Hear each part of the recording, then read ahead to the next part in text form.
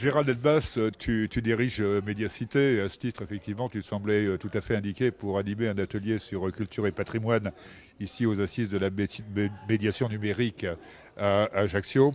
Est-ce que, en quelques mots, tu peux nous recontextualiser cette question de la médiation numérique, du patrimoine et de la culture? Ouais, aujourd'hui, pour essayer de faire simple, à la fois sur le volet culturel, c'est-à-dire les contenus, mais également les pratiques culturelles d'une part, et les questions patrimoniales, c'est-à-dire à la fois là aussi les contenus, mais également les rapports des citoyens à ces éléments de patrimoine. Tantôt ce sont des citoyens, d'ailleurs, tantôt ce sont des touristes.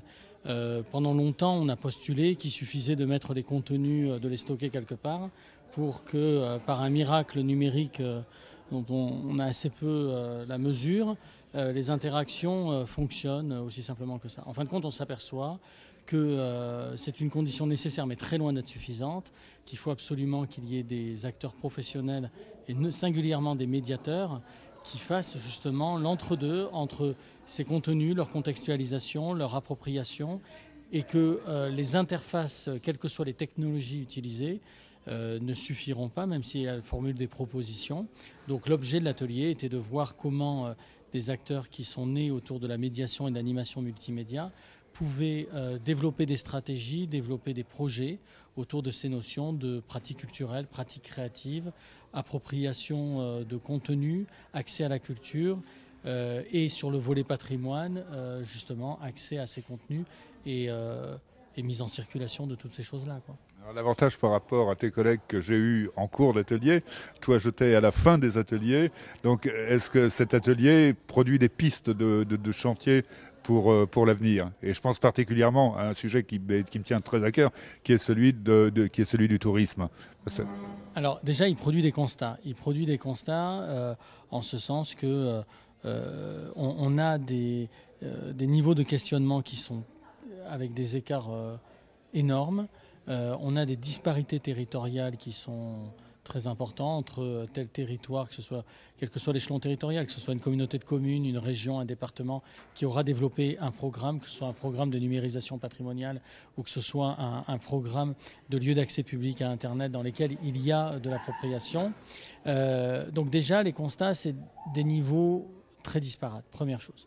Des inéquités territoriales avec là-dessus vraisemblablement des besoins de politiques publiques un peu plus régaliennes pour rééquilibrer ces questions territoriales. L'autre élément, c'est que chacun n'a pas le même angle de vue, suivant qu'il vient du tourisme, de l'animation multimédia, suivant qu'il vient d'un lieu qui est en milieu rural ou d'un lieu en milieu urbain. Les problématiques telles qu'elles approchent ne sont pas du tout les mêmes. Et enfin, dans le domaine des constats, c'est que des solutions existent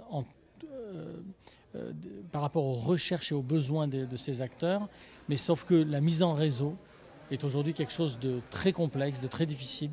C'est pas naturel. Un animateur ou un lieu de tourisme esselé a toujours plus de difficultés que celui qui est inscrit en réseau, dans des réseaux d'acteurs. Donc ça, c'est sur la partie constat.